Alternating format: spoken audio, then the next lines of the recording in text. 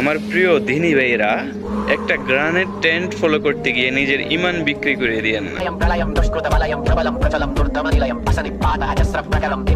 এই যে গানটা প্রলয়ম প্রলয়ম দুষ্কৃতে ওয়ালায়াম, এটার অর্থ হচ্ছে যে জাজমেন্ট ডে অর্থাৎ কিয়ামত দিবস হচ্ছে নাকি না ইনসাফের দিন। নাউজুবিল্লাহ। প্রবলম প্রসলম দুষ্কৃত ওয়ালায়াম, আমার মুখে দিয়ে আসতেছে না, এটার অর্থ হচ্ছে নাকি আমার আল্লাহ তাআলা নাকি না ইনসাফ করব, না ইনসাফের দিনে না ইনসাফ করব, খোদা নাকি জুলুমের মাখরাজ। নাউজুবিল্লাহ। আর এটা লাস্ট লিরিক্সটা যেটা আশরাম জালা দিকরাম, এটার অর্থ হচ্ছে নাকি আমার আল্লাহ তাআলা থেকে নাকি শয়তানের শক্তি অনেক বেশি। নাউজুবিল্লাহ। চিন্তা করেন, যে শয়তানের সৃষ্টি করতে হচ্ছে আমার আল্লাহ তাআলা, সেই শয়তানের শক্তির থেকে নাকি আমার আল্লাহ তাআলা শক্তি কম। আস্তাগফিরুল্লাহ। ভাই, কোন একটা ট্রেন্ড ফলো করার আগে ওইটার একটু যাচাই করে নিন। ট্রেন্ড ফলো করতে গিয়ে লোকে একটা লাইক কমেন্টের জন্য নিজের ইমান বিক্রি করে দিন না।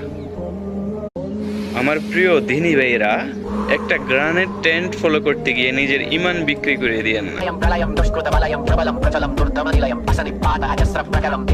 এই যে গানটা প্রলয়ম প্রলয়ম দুষ্কৃতে ওয়ালায়াম, এটার অর্থ হচ্ছে যে জাজমেন্ট ডে অর্থাৎ কিয়ামত দিবস হচ্ছে নাকি না ইনসাফের দিন।